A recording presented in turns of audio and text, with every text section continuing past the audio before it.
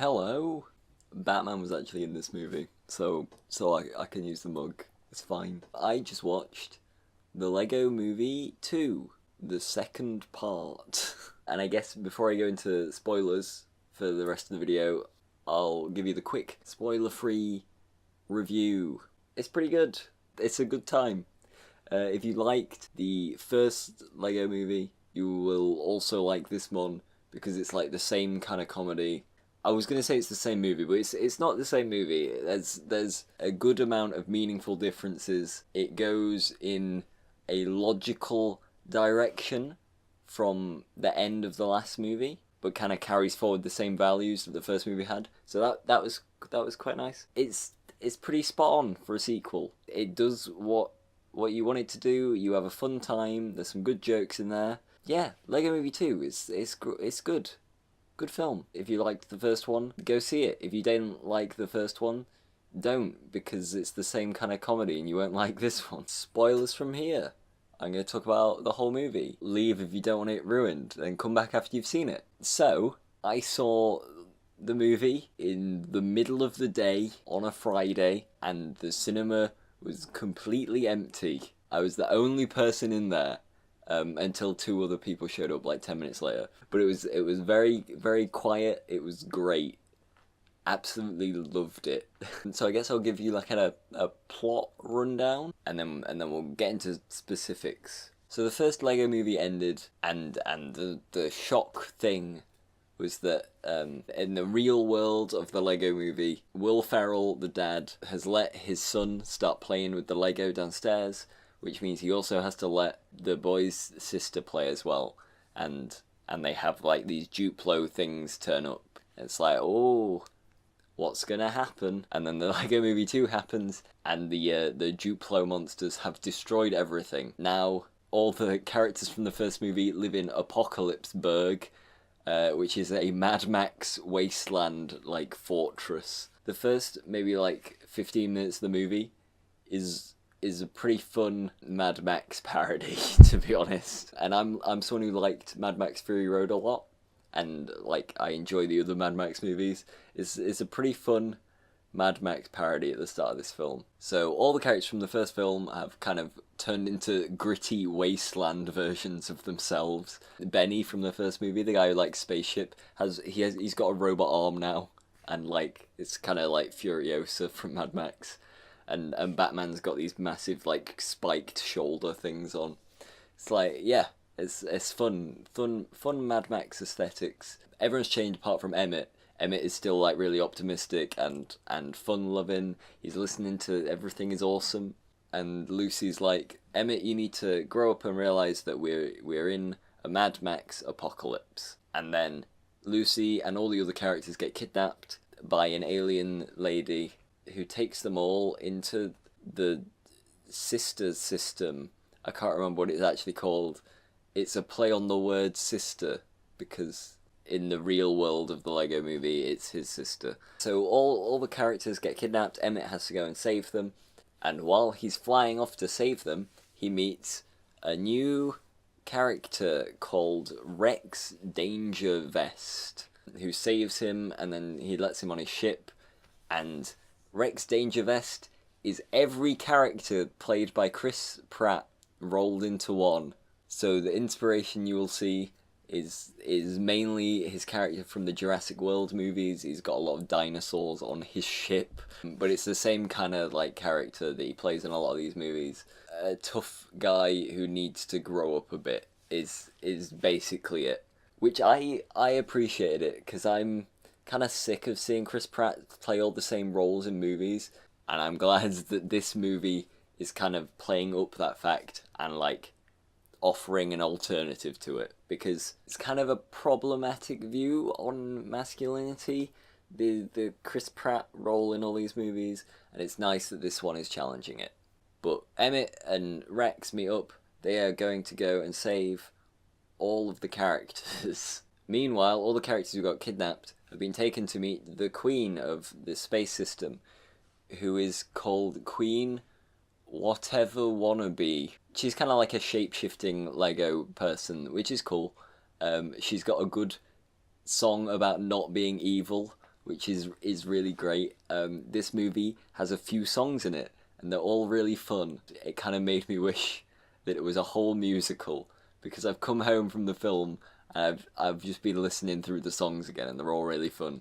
Queen Whatever Wannabe wants to marry Batman for some unknown reason that we don't know, but Emmett has a vision at the start of the film about some apocalypse that's going to happen.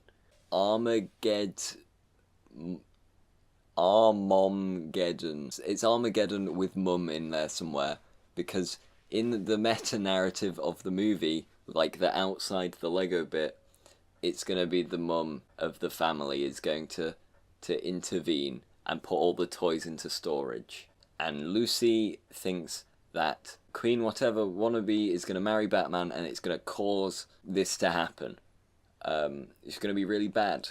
So they all are trying to stop this queen. So the big wedding's going to happen, and Emmett and Rex turn up, and they ruin the whole wedding. And then it's like outside it in the actual people world, the brother like smashing the sister's like big Lego construction, which is like a big wedding cake, and them having a fight about it. And the mum comes and says, "This Lego's caused too much trouble. We're putting it all in storage." And she also steps on one. And the mum's Maya Rudolph, which is quite cool. But that's something else. So they put all the toys in storage, and then the brother like finds a heart that he made to give to the sister, and it's like, oh, they need to work together, because the marrying Batman and the Queen thing was trying to make it so the brother and sister could play together. It's like a nice message behind the movie. And there's also a reveal that Rex is Emmett from the future, a future where he couldn't save his friends and no one came and helped him. So he's all dark and gritty. He wants to make it so Emmett doesn't trust anyone, and he thinks he needs to learn to be by himself or something. And then they stop him, and that's basically the whole movie. Explaining it now, there's not a whole lot to the plot, but there doesn't need to be, because the appeal of these Lego movies, the humour's really good, and it's just a really fun time. So let's talk about some stuff in the film. Before I forget, I'll mention that President Business, who is in the other movie, is in this movie right at the start. As soon as the Duplo monsters turn up, he goes, "Well, you've got this one, Emmett," and then he goes off to play golf, which I'm sure isn't a comment about any presidents in the real world at the moment. I'm sure it's entirely coincidental. So let's talk about Emmett in this movie. So at the start of this movie, it's set up that he's still got all this optimism and carefreeness. It doesn't really fit with the like gritty apocalypse thing that's happening in the world. And Lucy says, "You need to grow up, Emmett. The world's changed and you need to change." So when Emmett meets Rex, he's like, "I need to be tougher. You can teach me how to do that." This Rex is telling him how he needs to harden his heart, and he doesn't need to be a master builder, he needs to be a master breaker and like smash stuff. And then at the end of the movie, Rex is wrong and Emmett is fine as he is. He doesn't need to change, and he just needs to stay his optimistic self. I am both okay with and not okay with this. So they make a comment in this movie, and it's about the first movie, and it's saying how like Lucy or Wildstyle from the first movie was the actual competent one. She ended up doing all the fighting and all the work and whatever, but Emmett was the one who got all the credit, and he was the special or whatever, which is great. Like, it's good that they are talking about that was in the first film, and it's kind of outdated. So it makes sense that Emmett needs to like mature and grow up a little bit, but they don't do anything with that. At the end of the movie they say, "Oh, actually, Emmett, you are great as you are," which is kind of a good and bad message, because he doesn't need to mature in the way that his opposition in the movie has matured, which is Rex. He doesn't need to become gruff and hard and angry at the world or whatever, but I think he does still need to mature. So it's kind of a weird one. And it is Chris Pratt, and Chris Pratt is playing the same role that he does in every movie. Because if you look at Guardians of the Galaxy, you've got a character who needs to mature, and they do address that in the second movie. And in the Jurassic World ones, you've got like this goofy character who needs to mature, and I don't think they address it at all. It's kind of problematic in the Jurassic World ones. So it's weird in this movie the decisions that they make on it. I don't really have a point to make with this. I'm just gonna say that it's weird, the decisions that they make, because in the end, Emmett kind of like doesn't go anywhere as a character. He's like, I need to be tough like this guy.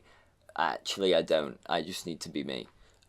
Which is it's a fine moral, but it's a bit weird when it's a character that kind of does need to mature at least a little bit. This movie has an insane voice cast. If you look at the IMDb page, like there's just like so many big names in it, which is really cool. And like some of them are just like tiny roles. Like Will Ferrell was in the first movie. He's not even in this. You just hear his voice from off screen. It's really weird. And also, the sister of the boy in the movie is the girl from the Florida Project. So it was nice to see her in a big movie. I mentioned all the songs, so there's like a remix of Everything is Awesome. There's a bit where all the characters sing Everything's Not Awesome, which is quite fun. There's the evil song about not being evil. The Queen also has another song called Gotham City Guys, and it's all about like marrying Batman or whatever. There's the catchy song that's like, this song's gonna get stuck in your head, that you've probably heard from the trailers and whatever, which I think is quite a good one.